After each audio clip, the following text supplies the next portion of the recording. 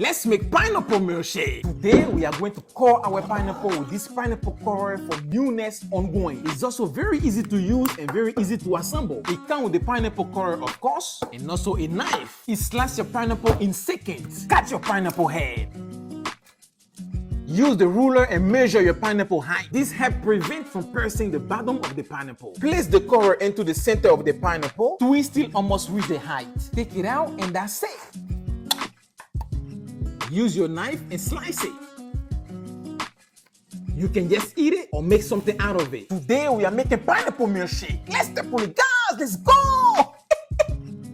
Blender, 2 cups fresh pineapple, 3 scoops vanilla ice cream, and 1.5 cups of your favorite milk. Blend.